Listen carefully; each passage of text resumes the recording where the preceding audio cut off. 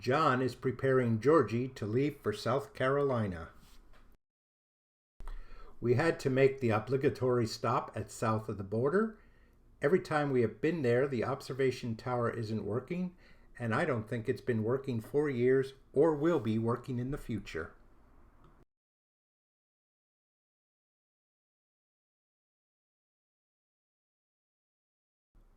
After a wrong turn and going through a very narrow and fortunately one-way road in another area, we made it to our campground at Hunting Island State Park.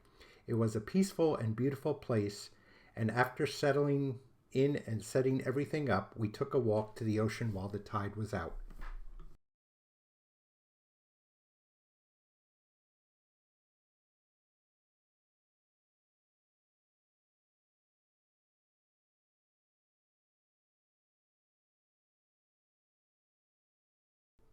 As you look at the picture, if you look to the middle right, you will see a pole and then a rock jetty.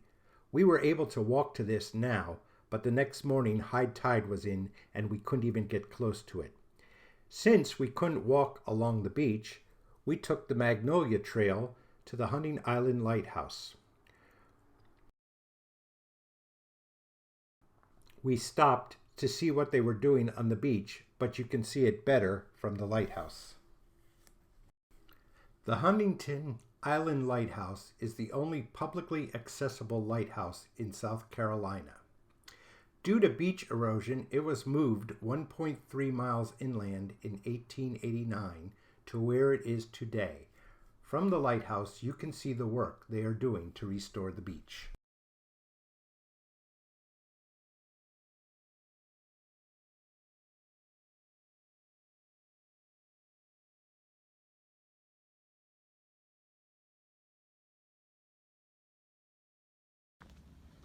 Taking a little walk down the Magnolia Trail on our way back from the lighthouse, and we are heading back to the cabin before the rains start. This is a picture at high tide. In that black circle is where the pole and the jetty were that we walked to during low tide. On the way to Myrtle Beach, we stopped at the Center for Birds of Prey. After a tour of some of the aviaries, we went to a field and had a flight demonstration. The first flight was of a turkey vulture. As it was flying, some wild turkey vultures started to gather in the sky above. Up next was an albino red-tailed hawk. This is the first I have ever seen one.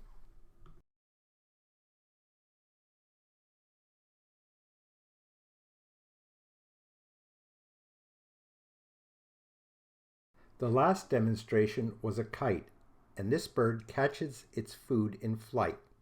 She would throw bits of food in the air and it would swoop down and grab it so fast if you blinked, you missed it.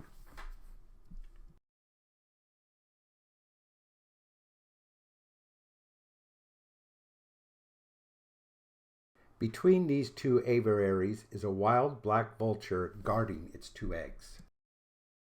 After a nice visit at the center, we arrived at Myrtle Beach. There were lots of jellyfish on the beach, something that definitely would keep me out of the water. Since it was a bit cold there, we rented a golf cart to get around in instead of using the bikes. We took a ride on the Ferris wheel and got a wonderful view of the shoreline, as you can see it in these following pictures.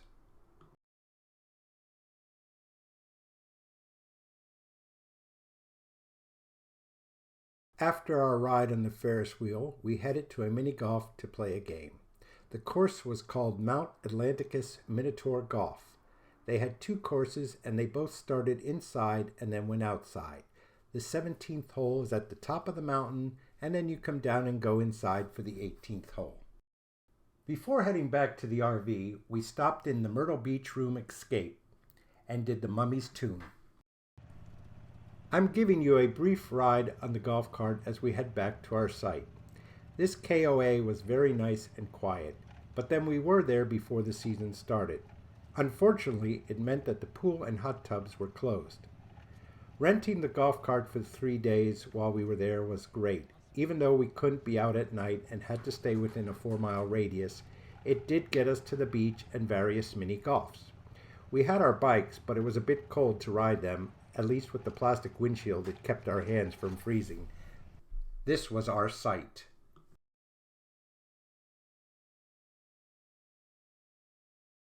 We spent Saturday afternoon at Broadway at the beach before seeing the show Legends in Concert there. Broadway at the beach is like a big shopping and amusement area. There are many things to do there. One of the things is the Ripley's Aquarium. They seem to have my dinner on display here. They also have a very nice penguin display where John just happened to pop up in.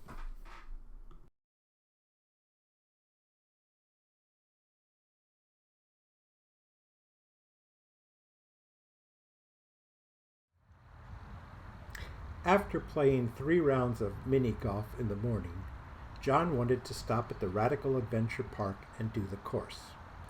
I had to run back to the RV to get some eye drops that I forgot. How convenient. I told him I wasn't up for the rope course. There would be some parts I could do, but John did all 3 levels.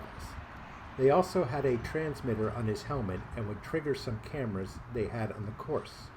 The pictures of him from above were taken through their cameras. The video taken from below was by me, and I was there to catch him if he fell.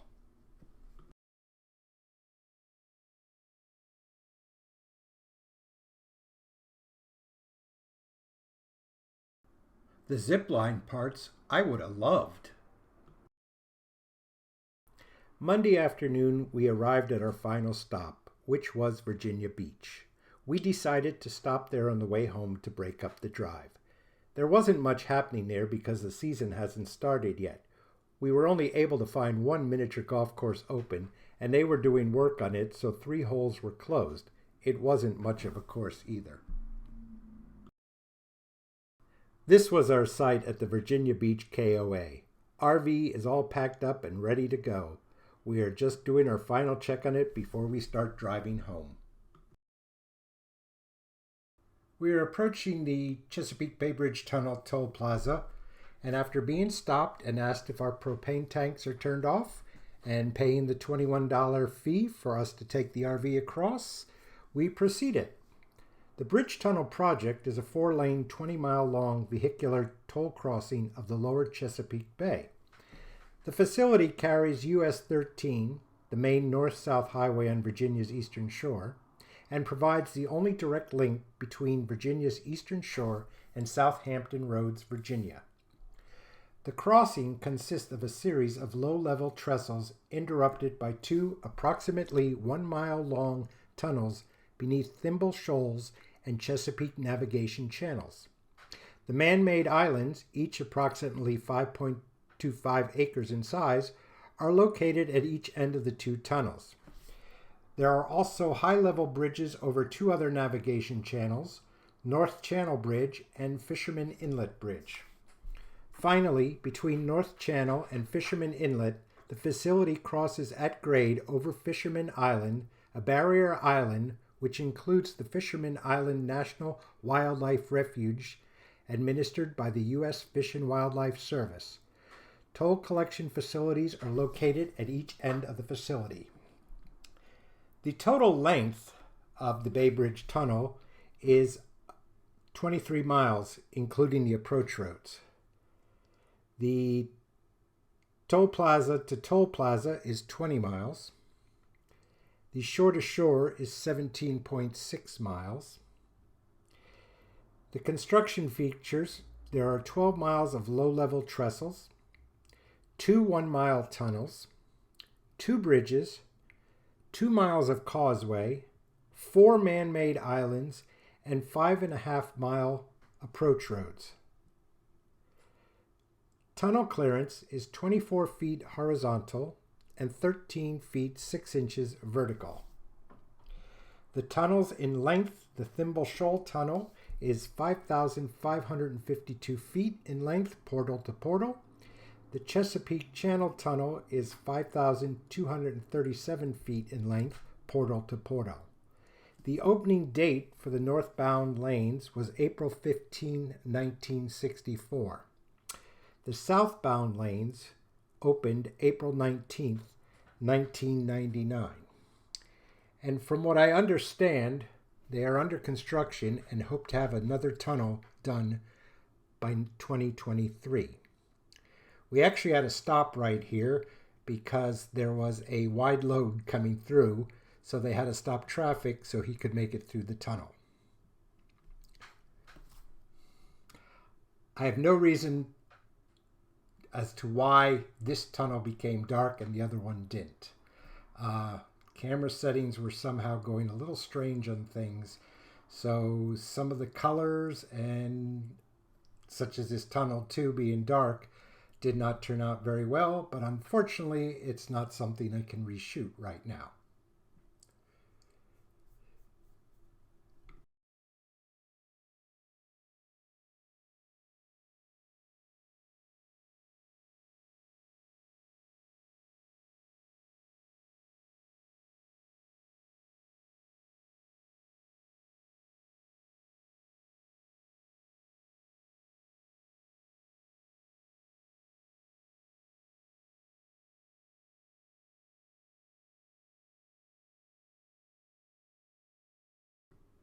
If you look into the distance, you can see we are approaching one of the two bridges to cross.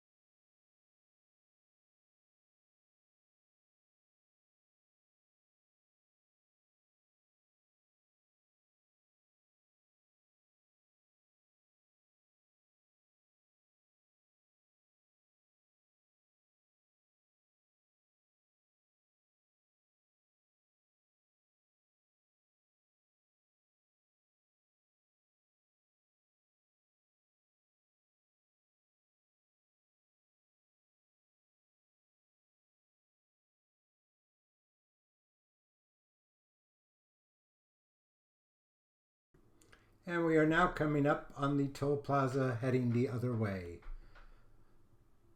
So that will conclude our journey across the Chesapeake Bay Bridge Tunnel. That's all, folks, and I hope you enjoyed it. Please leave comments and a thumbs up if you enjoyed it, and subscribe to this channel.